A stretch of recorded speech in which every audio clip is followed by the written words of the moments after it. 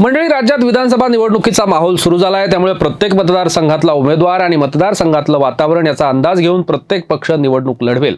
महायुती महाविकास आघाडी यांच्यातील जागा वाटप 1 ते 2 दिवसात फायनल होऊन उमेदवारही निश्चित होतील असं सांगितलं जाते। मात्र मराठवाडा विभागामध्ये मनोज जरांगे पाटील आणि मराठा आरक्षण आंदोलनाचा प्रभाव पाहता त्याचा फटका महायुतीला बसेल असं सांगितलं जाते। याचाच अंदाज आपण आजच्या व्हिडिओमध्ये घेणार आहोत। नमस्कार, मी राज दळेकर, तुम्ही पाहताय न्यूज टापू। मंडळी, यंदाच्या विधानसभेला महायुती मराठवाड्यामध्ये कशा पद्धतीने निवडणुका लढवते हे पाहणं खरोखरच इंटरेस्टिंग असणार आहे। 2019 साली मराठवाड्यात भाजपनं 16 जागा जिंकल्या होत्या।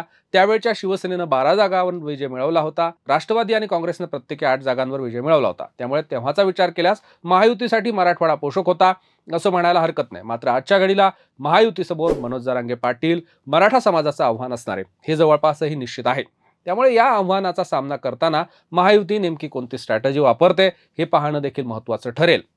मनोज जरांगे पाटलांनी नुकतीच एक पत्रकार परिषद घेत मराठा समाजाला 100% मतदान करण्याचं आवाहन केलं आहे।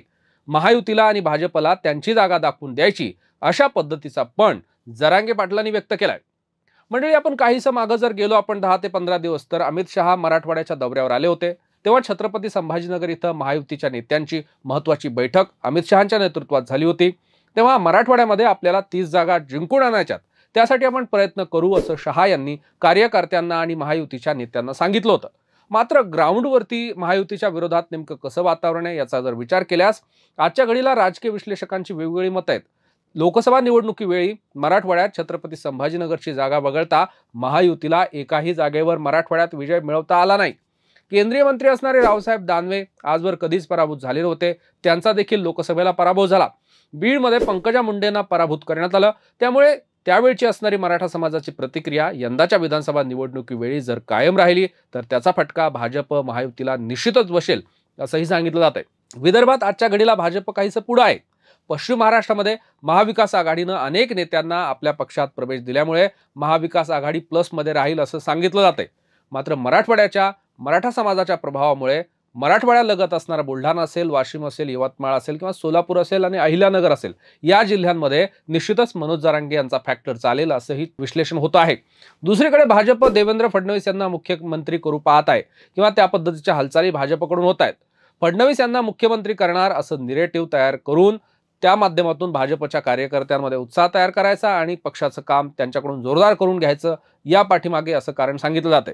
मात्र त्याच वेळी जरांगे पाटलांनी फडणवीसांनाच एकट्याला टार्गेट करायला सुरुवात केलेली आहे हे आपण पाहिलं।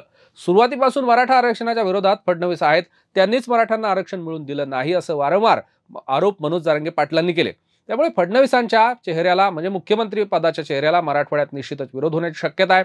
लोकसभा निवडणुकीवेळी मराठवाड्यातल्या काही जिल्ह्यांमध्ये फडणवीसांना प्रचारालाही येता आलं नव्हतं, तेव्हा मराठा समाजाची नाराजी फडणवीसांच्या विरोधात जोरदार होती।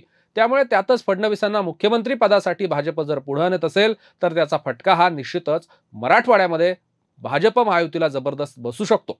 आज घडीला 30 जागा निवडून आणू अशी शहांची भाषा आहे, त्यावेळेला एकही जागा भाजपची जिंकू देणार नाही असा पण जरांगेंचा आहे। जर 30 जागांपैकी 20 ते 25 जागांवर महायुतीला मराठवाड्यामध्ये फटका बसला तर महायुती महाराष्ट्रात चांगलीच बॅकफुटला जाऊ शकते असं विश्लेषण आता राजकीय विश्लेषकांकडून होत आहे। मराठवाड्यामध्ये लोकसभेला काँग्रेस, शिवसेना उद्धव बाळासाहेब ठाकरे आणि राष्ट्रवादी पक्षानं चांगलं यश मिळवल्याचं आपण पाहिलं। त्यातली त्यात काँग्रेस मराठवाड्यात सर्वाधिक पुढे राहिली। मनोज जरांगे पाटील मराठा समाजाचे या विधानसभेला स्वतंत्र उमेदवार देतात का केवळ लोकसभेप्रमाणे महायुतीचे उमेदवार पाडण्याचा प्रयत्न करतात हेही पाहणं महत्त्वाचं ठरेल। किंबहुना यावरच महाविकास आघाडीचं भवितव्य ठरणार आहे। ज्या पद्धतीनं लोकसभेला जरांगे पाटलांचा महाविकास आघाडीला फायदा झाला तसाच निर्णय महायुतीचे उमेदवार पाडण्याचा जर जरांगे पाटलांनी यावेळी घेतला तर त्याचा सरळ सरळ फायदा हा महाविकास आघाडीला होऊ शकतो। आचारसंहिता लागू होण्यापूर्वी मनोज जरांगे पाटलांनी बीड जिल्ह्यातल्या नारायणगडावर दसरा मेळावा घेतला। या दसरा मेळाव्याला लाखो मराठा समाज जमला होता। त्यामुळे मराठा समाजाला एकगठ्ठा ठेवण्याचं काम जरांगे पाटलांनी केलं आहे हे त्याचंच एक प्रमाण। त्यामुळे जरांगे यांच्या आवाहनाला प्रतिसाद देत मराठवाड्यातला मराठा समाज महायुतीला फटका देण्याच्या तयारीत असल्याचं सांगितलं जात आहे। भारतीय जनता पक्ष मराठवाड्यामध्ये आपले उमेदवार जाहीर करताना काळजी घेईल अशी ही दुसरी शक्यता आहे। मराठा उमेदवार देत असताना तो किती प्रमाणात मतदान आपल्या पारड्यात पाडू शकतो याचाही विचार पक्ष करेल। मात्र थोडंसं पाठीमागं जर आपण गेलो तर भाजपचे आणि महायुतीचे अनेक नेते हे अंतर्वाली सराटीमध्ये रात्री बेरात्री जात होते, तेव्हा मनोज जरांगे पाटलांसोबत तो चर्चा करत होते। मात्र तेच नेते आज जरांगे फॅक्टरला पूर्णपणे जाणून आहेत। त्यामुळेच त्यांनाही जरांगे पाटलांच्या आणि मराठा समाजाच्या ताकदीचा आज अंदाज येतोय। त्यामुळे कुठेतरी ओबीसी आणि इतर बहुजन समाज यांचं मतदान भाजपला 100% आपल्याकडे वळती करावं लागेल। शिवाय गनिमी काव्यानं अनेक मराठा मतदानही मिळवावं लागेल, तरच भाजपला मराठवाड्यात काही जागा आपल्या पदरात पाडून घेता येतील। त्यासोबतच मराठा बहुल मतदारसंघामध्ये अनेक अपक्ष उमेदवार देत मराठा समाजाच्या मतदारांमध्ये अर्थात मतांमध्ये ध्रुवीकरण देखील भाजपकडून केलं जाऊ शकतं। असं जर केलं तर त्याचा फायदा हा भाजपलाच होईल, असं राजकीय विश्लेषक सांगतायत। त्यासोबतच एमआयएम आणि वंचित बहुजन आघाडीचे उमेदवार बहुजन समाजाचं आणि मुस्लिम समाजाचं मतदान आपल्या पदरात किती प्रमाणात पाडून घेतात यावरही या पक्षांचं आणि महायुतीचं भवितव्य असणार आहे। या पक्षांच्या उमेदवारीमुळे मुस्लिम आणि दलितांच्या मतांमध्ये ध्रुवीकरण झाल्यास त्याचा फायदा हा महाविकास आघाडीला होऊ शकतो। तसंच मराठा समाजाची एकगठ्ठा मतं जर महाविकास आघाडीच्या उमेदवाराच्या पारड्यात गेल्यास महाविकास आघाडीचे उमेदवार तिथून निश्चितच विजयी होऊ शकतात। सद्यस्थितीला वंचित बहुजन आघाडीनं काही जागांवर आपले उमेदवार जाहीर केलेत, त्यात मराठवाड्यातही काही जागांचा समावेश आहे। एमआयएमचा स्टँड सध्या स्पष्ट नसला तरी नुकतंच मनोज जरांगे पाटील आणि इम्तियाज जलील यांची झालेली भेट बरंच काही सांगून जाणार आहे। मंडळी, एकूणच सद्यस्थितीला मराठवाड्यात महायुती 30 जागा जिंकू असा आत्मविश्वास व्यक्त करत असले तरी जरांगे फॅक्टरमुळे महायुतीला 2 अंकी संख्याही गाठता येईल की नाही असं विश्लेषण होतंय।